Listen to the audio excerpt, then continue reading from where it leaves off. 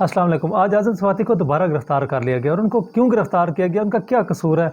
उन्होंने जनरल बाजवा के बारे में एक ट्वीट कर दी और हाजी साहब से सिर्फ इतना पूछने की उन्होंने गुस्ताखी कर दी कि हमारी जो दुश्मन फ़ौज का आर्मी चीफ़ है उसके असासे 29 लाख के हैं और तुम बताओ तुम्हारे असासे कितने और तुमने ये कैसे बनाए, और मैं एक पाकिस्तानी शहरी हूँ और तब तक पूछूंगा जब तक मुझे जवाब नहीं मिलता। अब इस ट्वीट में तो मुझे कोई गलत बात लगी नहीं, और आज़म स्वाति ने कौन सी गद्दारी कर दी।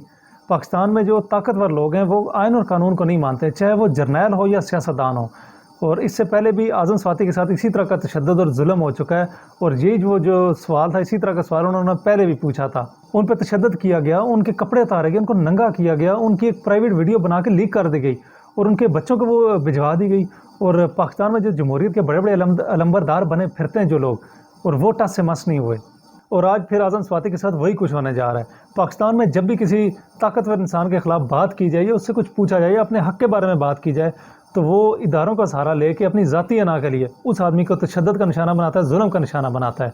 और पाकिस्तान में जब भी किसी जर्नैल से सवाल किया जाए तो मुल्क की सलामती को ख़तरा आ जाता है और उसको गद्दार बना दिया जाता है। जब किसी सियासतदान से बात की जाए, उसके ख़िलाफ़ बात की जाए, उससे अपना हक़ मांगा जाए, तो नाम नहाद जमहूरियत को ख़तरा आ जाता है और उसकी सलामती को ख़तरा आ जाता है।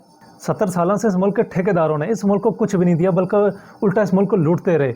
और एक सियासतदान भुट्टो, जिसने 1973 में इस मुल्क को एक आइन दिया, बहुत बड़ा कारनामा था, लेकिन यही भुट्टो वाले और यही सियासतदान उस आइन को अपने मफाद के लिए आज तक रोनते आ रहे हैं।